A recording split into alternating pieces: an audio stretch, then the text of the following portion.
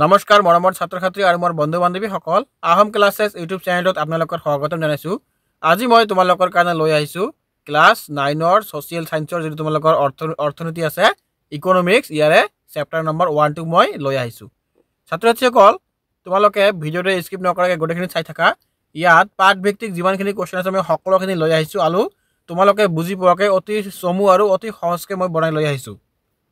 গতিকে তোমালোকে ভিডিঅ'টো স্কিপ নকৰাকৈ গোটেইখিনি চাই থাকিবা আৰু তোমালোকে যদি মোৰ চেনেলটোত প্ৰথমবাৰ আহিছে চেনেলটো ছাবস্ক্ৰাইব কৰি ৰাখিবা আৰু পাৰিলে লগতে বেল আইকনটো দবাই দিবা, তেনেহ'লে এনেকুৱা ধৰণৰ ভিডিঅ' তোমালোকে প্ৰথমতে পাই যাবা। প্ৰথমতে আমি আৰম্ভ কৰিম অতি চমু উত্তৰৰ প্ৰশ্ন। 1 নম্বৰত কি দিয়া আছে, অৰ্থনীতি শব্দটো কোনটো ভাষাৰ শব্দৰ পৰা অনা হৈছে? ইয়াৰ উত্তৰটো হ'ব অৰ্থনীতি শব্দটো গ্ৰীক শব্দৰ পৰা অনা হৈছে। 2 নম্বৰত কি দিয়া আছে, অৰ্থনীতি শব্দটো কোনটো শব্দৰ পৰা লোৱা হৈছে? এইটো হ'ব আমাৰ অৰ্থনীতি শব্দটো ঐকনমিয়াৰ শব্দৰ পৰা লোৱা হৈছে। ঐকস শব্দৰ অৰ্থ হৈছে পৰিয়াল আৰু নমস শব্দৰ অৰ্থ হৈছে নিয়ম।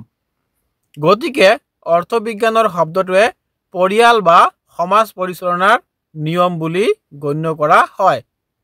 ছাত্ৰ ছাত্ৰীসকল এইটো কুৱেশ্যন তোমালোকৰ এক্সামৰ কাৰণে খুবেই ইম্পৰ্টেণ্ট, তোমালোকে ভালকৈ মুখস্থ কৰি ল'বা। 3 নম্বৰত কি দিয়া আছে, অৰ্থবিজ্ঞানৰ পিতৃস্বৰূপ কোন, মানে অৰ্থবিজ্ঞানৰ ফাদাৰ কোন? Who is the father of economic? এইটো হ'ব আদাম স্মিথ। তোমালোকে এইটো ভালকৈ মনত ৰাখি ল'বা, আদাম স্মিথ। 4 নম্বৰত দিয়া আছে কি, অৰ্থবিজ্ঞানৰ সম্পদ ভিত্তিক সংজ্ঞাটো কোনে আগবঢ়াইছিল? ইয়াৰ উত্তৰটো হ'ব অৰ্থবিজ্ঞানৰ সম্পদ ভিত্তিক সংজ্ঞাটো আদাম স্মিথে আগবঢ়াইছিল। তাৰপিছত আমাৰ কুৱেশ্যন নম্বৰ 5, অৰ্থবিজ্ঞানৰ কল্যাণ ভিত্তিক সংজ্ঞাটো কোনে আগবঢ়াইছিল? অৰ্থবিজ্ঞানৰ কল্যাণ ভিত্তিক সংজ্ঞাটো কেম্ব্ৰিজ অৰ্থনীতিবিদ মাৰ্শ্বেলে আগবঢ়াইছিল। তাৰপিছত 6 নম্বৰত কি দি আছে আমাৰ, অৰ্থবিজ্ঞানৰ দুষ্প্ৰাপ্যতা সংজ্ঞাটো কোনে আগবঢ়াইছিল? ইয়াৰ উত্তৰটো হ'ব অৰ্থবিজ্ঞানৰ দুষ্প্ৰাপ্যতা সংজ্ঞাটো লায়নেল ৰবিনছিয়ে আগবঢ়াইছিল। এতিয়া আমাৰ কুৱেশ্যন নম্বৰ আহিল কি 7, মানে 7। এইটো কুৱেশ্যন তোমালোকৰ এক্সামৰ কাৰণে খুবেই ইম্পৰ্টেণ্ট হ'ব। 7 নম্বৰ কুৱেশ্যনটো তোমালোকে ভালকৈ মুখস্থ কৰি ল'বা। ইয়াত কৈছে কি, আদাম স্মিথে কোনখন গ্ৰন্থত আৰু কেতিয়া অৰ্থনীতিৰ সংজ্ঞা আগবঢ়াইছিল? আদাম স্মিথে an inquiry into the nature and causes of the wealth of নেশ্যনত 1776 চনত অৰ্থনীতিৰ সংজ্ঞাটো আগবঢ়াইছিল। এইটো তোমালোকে ভালকৈ মুখস্থ কৰি ল'বা। তাৰপিছত আমাৰ আহিল কি 8 নম্বৰ, আলফ্ৰেড মাৰ্শ্বেলে কোনখন গ্ৰন্থত আৰু কেতিয়া অৰ্থনীতিৰ সংজ্ঞা আগবঢ়াইছিল? ইয়াৰ উত্তৰটো হ'ব আলফ্ৰেড মাৰ্শ্বেলে প্ৰিন্সিপালছ অফ ইকনমিক্সত 1890 চনত অৰ্থনীতিৰ সংজ্ঞা আগবঢ়াইছিল। 9 নম্বৰত কি দিয়া আছে আমাৰ, লায়নেল ৰবিনছিয়ে কোনখন গ্ৰন্থত আৰু কেতিয়া অৰ্থনীতিৰ সংজ্ঞা আগবঢ়াইছিল? ইয়াৰ উত্তৰটো হ'ব লায়নেল ৰবিনছিয়ে an essay on the nature and significance of economic ছায়েন্সত 1932 চনত অৰ্থনীতিৰ সংজ্ঞা আগবঢ়াইছিল। তাৰপিছত আমাৰ কুৱেশ্যন নম্বৰ 10, আদাম স্মিথৰ সংজ্ঞাটোক যক্ষৰ বাণী বুলি কোনে কৈছে? ইয়াৰ উত্তৰটো হ'ব আদাম স্মিথৰ সংজ্ঞাটোক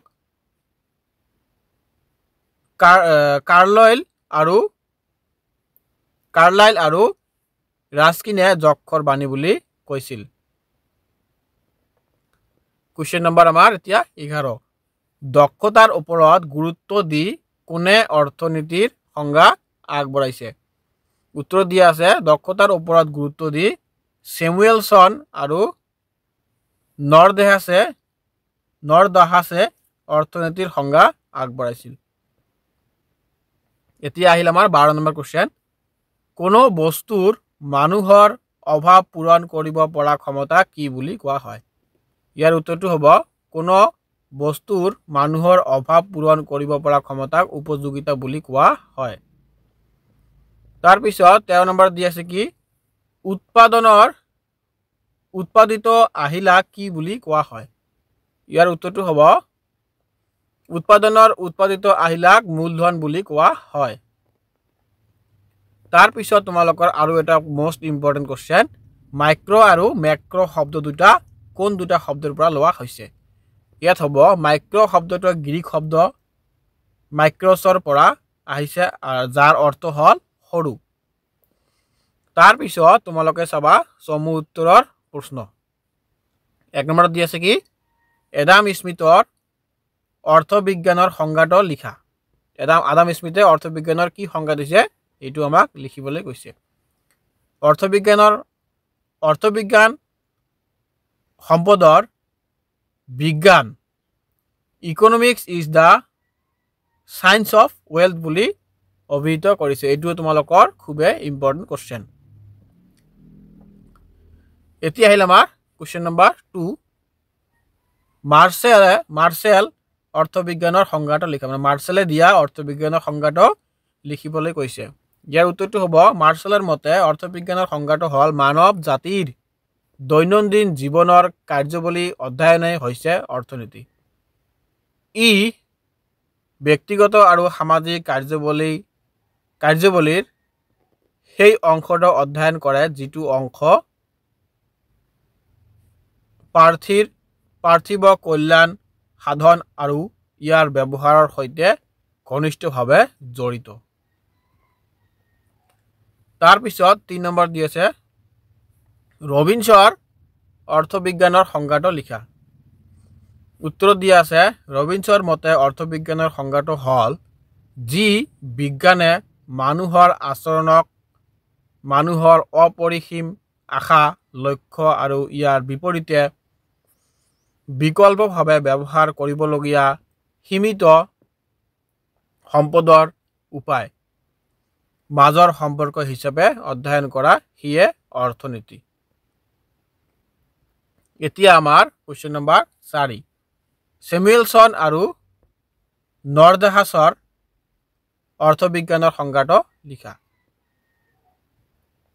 উত্তৰ দিয়া আছে স্যামুয়েলসন আৰু নৰ্ডহাছৰ মতে অৰ্থবিজ্ঞানৰ সংজ্ঞাটো হ'ল দুষ্প্ৰাপ্যতাৰ বাস্তৱিকতা স্বীকাৰ কৰি লৈ সম্পদৰাজিৰ সৰ্বোত্তম দক্ষতাপূৰ্ণ ব্যৱহাৰৰ বাবে সমাজ গঠন কৰাটোৱে হ'ল অৰ্থনীতিৰ মূল বিষয় তাৰ পিছত আমাৰ কোশ্চেন নম্বৰ 5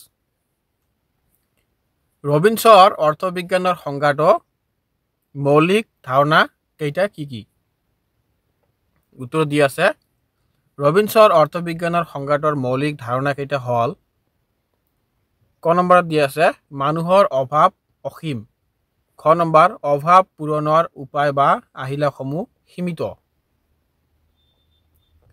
গ নম্বৰত দিয়া আছে সীমিত সম্পদসমূহ বিকল্প ব্যৱহাৰযোগ্য তাৰ পিছত 6 নম্বৰত দিয়া আছে কি ব্যষ্টিবাদী অৰ্থবিজ্ঞান কাক বোলে উত্তৰ দিয়া আছে ব্যষ্টিবাদী অৰ্থনীতিয়ে ব্যক্তি বা ব্যক্তিগত প্ৰতিষ্ঠানৰ অৰ্থনৈতিক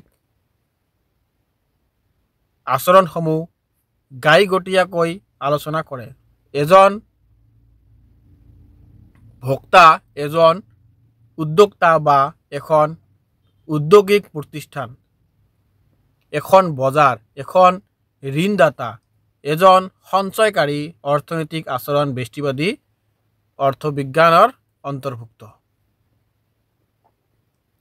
তাৰ পিছত কোশ্চেন নম্বৰ 7 সমষ্টিবাদী অৰ্থবিজ্ঞান কাক বোলে উত্তৰ দিয়া আছে এখন দেশত অৰ্থনীতিৰ সামগ্ৰিক আচৰণ অৰ্থাৎ সকলোবোৰ ভোক্তা উপভোক্তা আদিৰ আচৰণ সমষ্টিবাদী অৰ্থনীতিৰ অন্তৰ্ভুক্ত দেশ এখনৰ জনসংখ্যা নিয়োগ উদ্যোগীকৰণ কৃষি ইত্যাদি অধ্যয়ন সমষ্টিবাদী অৰ্থনীতিৰ অন্তৰ্ভুক্ত তাৰ পিছত কোশ্চেন নম্বৰ আমাৰ 8 আৰ্থিক বস্তু আৰু অনাৰ্থিক বস্তুৰ পাৰ্থক্য লিখা ইয়াৰ উত্তৰটো হ'ব আৰ্থিক বস্তুবোৰৰ যোগান চাহিদাতকৈ সীমিত সেয়েহে এনে বস্তুৰ দৰ বা দাম থাকে। উদাহৰণস্বৰূপে বিজুলীৰ পোহৰ, খাদ্যবস্তু আদি আৰ্থিক বস্তু। আনহাতে অনাৰ্থিক বস্তুবোৰ হৈছে প্ৰাকৃতিক মুক্তদান, যেনে সূৰ্যৰ তাপ, বতাহ, বৰষুণ, পানী ইত্যাদি। এতিয়া আহিল আমাৰ কুৱেশ্যন নম্বৰ 9। ৰাষ্ট্ৰীয় আয় কাক বোলে? এইটো আমাৰ খুবেই ইম্পৰ্টেণ্ট কুৱেশ্যন, তোমালোকৰ 3 মাৰ্কছত আহিব পাৰে। ইয়াৰ আমাৰ উত্তৰটো কি হ'ব?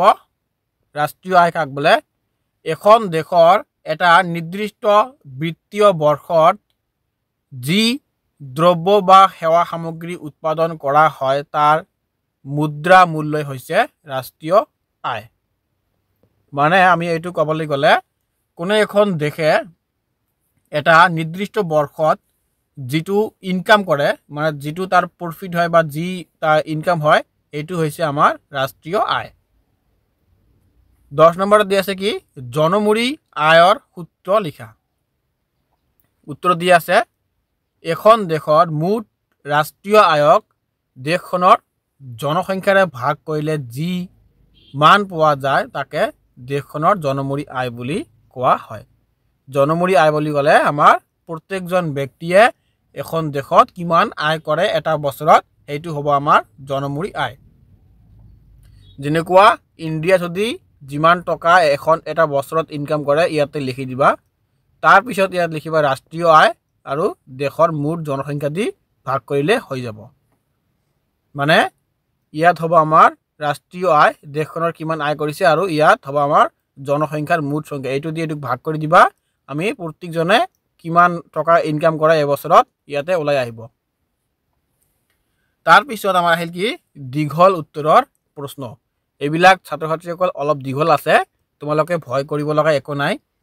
যিমানখিনি ইম্পৰ্টেণ্ট আছে মই এইখিনিলৈকে কৈ যাম, তোমালোকে জাষ্ট এইখিনি লিখিলে ফুল মাৰ্ক পাই যাবা। বেছি ডাঙৰকৈ লিখিব নালাগে। তোমালোকৰ যদি বেছি হায়েষ্ট যদি আহে তোমালোকৰ 4 মাৰ্কছত আহিব পাৰে, তাৰ বেছি ডাঙৰ কুৱেশ্যন নাহে।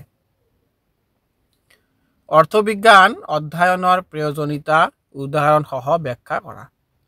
এইটো হ'ব কি আমাৰ অৰ্থবিজ্ঞান অধ্যয়নৰ প্ৰয়োজনীয়তাসমূহ তলত উল্লেখ কৰা হ'ল। সু গণতন্ত্ৰত নাগৰিকৰ সচেতনতা অপৰিহাৰ্য। কৰদাতা নাগৰিক এগৰাকীয়ে নিশ্চয় জানিব খুজিব চৰকাৰে কিদৰে ৰাজহ সংগ্ৰহ কৰে, সংগৃহীত ৰাজহ কিদৰে ব্যয় কৰে, ব্যয় কৰোঁতে কি কি নীতি মানি চলে, সংগৃহীত ৰাজহৰ উচিত ব্যৱহাৰ হৈছে নে নাই ইত্যাদি। তোমালোকে এইখিনি লিখিবা প্ৰথমতে, তাৰপিছত আৰু নালাগে তোমালোকে এইখিনি লিখিলে 2 মাৰ্কছ পাই যাবা। এতিয়া আহিল আমাৰ কুৱেশ্যন নম্বৰ 2। অৰ্থবিজ্ঞানৰ কোনটো সংজ্ঞা আটাইতকৈ বেছি গ্ৰহণযোগ্য আৰু কিয় ব্যাখ্যা কৰা। ইয়াৰ উত্তৰটো হ'ব অৰ্থনীতিবিদ লায়নেল ৰবিনছে 1932 চনত তেখেতৰ প্ৰকাশিত গ্ৰন্থ NEG on the nature and significance of economic ছায়েন্সত অৰ্থনীতিৰ অন্যতম গ্ৰহণযোগ্য সংজ্ঞাটো আগবঢ়াইছে। তেখেতৰ মতে যি বিজ্ঞানে মানুহৰ আচৰণক মানুহৰ অপৰিসীম আশা, লক্ষ্য আৰু ইয়াৰ বিপৰীতে বিকল্পভাৱে ব্যৱহাৰ কৰিবলগীয়া সীমিত সম্পদৰ উপায় মাজৰ সম্পৰ্ক হিচাপে অধ্যয়ন কৰে, সেয়াই অৰ্থনীতি। এই সংজ্ঞাটোত 3টা মৌলিক ধাৰণাই গুৰুত্ব লাভ কৰিছে। 1 নম্বৰত দি আছে মানুহৰ অভাৱ অসীম, 2 নম্বৰত দি আছে অভাৱ পূৰণৰ উপায় বা আহিলাসমূহ সীমিত, আৰু 3 নম্বৰত দি আছে কি সীমিত সম্পদসমূহ বিকল্প ব্যৱহাৰযোগ্য। তোমালোকে এইখিনি লিখি দিবা আৰু বেছি লিখিব নালাগে। তাৰপিছত আহিলে আমাৰ কি কুৱেশ্যন নম্বৰ 3। অৰ্থবিজ্ঞানৰ পৰিসৰ সম্পৰ্কে লিখা। উত্তৰ দিয়া আছে অৰ্থবিজ্ঞানৰ পৰিসৰে সমাজৰ আৰ্থিক কাৰ্যকলাপ সামৰি লয়। অনাৰ্থিক কাৰ্যকলাপ অৰ্থবিজ্ঞানৰ বিষয়বস্তুৰ ভিতৰত ধৰা নহয়। অৰ্থবিজ্ঞানৰ পৰিসৰে সাধাৰণতে নিম্নোক্ত বিষয়কেইটা সামৰি লোৱা বিষয়সমূহ তলত উল্লেখ কৰা হল ইয়াত 1 নম্বৰত কি দিয়া আছে ভোগ কাৰ্য তোমালোকে ডাইৰেক্ট ভোগ কাৰ্য লিখি দিবা আৰু এটো ডেসক্ৰাইব কৰিব নালাগে 2 নম্বৰত কি দিয়া আছে উৎপাদন 3 নম্বৰত দিয়া আছে বিতৰণ তোমালোকে যদি বুজিব বিচাৰা এইবিলাক পঢ়ি লবা কিন্তু তোমালোকৰ এক্সামত খালি এটো লিখিলে হৈ যাব 4 নম্বৰত দিয়া আছে কি আমাৰ বিনিময় তাৰ পিছত আৰু নাই সাইডে লৈ আহিছো ছাত্ৰ-ছাত্ৰীসকল এতিয়া মই লৈ আহিছো এইটো পাঠৰে যিবিলাক পাঠৰ ভিতৰুৱা কোশ্চেন আছে এইখিনি মই লৈ আহিছো তোমালোকৰ কাৰণে অলপ যিসকলে ভাল নম্বৰ পাব বিচৰা তেওঁলোকে চালে হ'ব আৰু যিবিলাকে খালি কয় যে পাস কৰিলে হৈ যাব তেওঁলোকে নাচালে হৈ যাব তোমালোকে চোৱা ইয়াৰ পৰা তোমালোকৰ বহুতখিনি কম কৰিব লাগে যেনেকুৱা 1 নম্বৰ কি দিয়া আছে আমাৰ অৰ্থনীতি শব্দটো কোনটো ভাষাৰ কোনটো শব্দৰ পৰা অনা হৈছে তোমালোকৰ এই আগৰ কোশ্চেনটোৱে এনেকৈ অলপ ঘূৰাই পকাই দিব পাৰে তোমালোকে এনসাৰটো আগতে পাই আহিছা এই কাৰণে মই এইটো এনসাৰ নকওঁ আৰু তোমালোকে আগতেই পঢ়িলে হৈ যাব কিন্তু কোশ্চেনটো অলপ ঘূৰাই পকাই লৈ আহিছো এইটো আগৰে কোশ্চেন অৰ্থ বিজ্ঞানৰ পিতৃ স্বৰূপ কোন তোমালোকে পাই আহিছা আগতে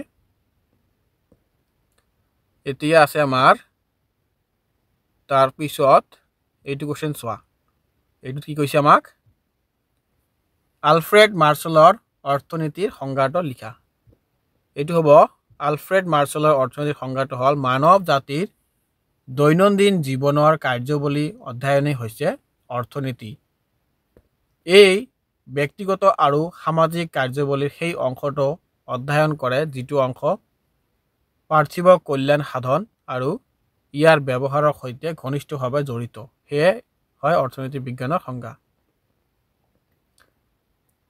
তাৰ পিছত তোমালোকে চোৱা মুক্ত বস্তু মানে কি উত্তৰ দি আছে মুক্ত বস্তু মানে হল প্ৰকৃতিৰ মুক্ত দান জান যেনে সূৰ্যৰ তাপ বতাহ বৰষুণ পানী ইত্যাদি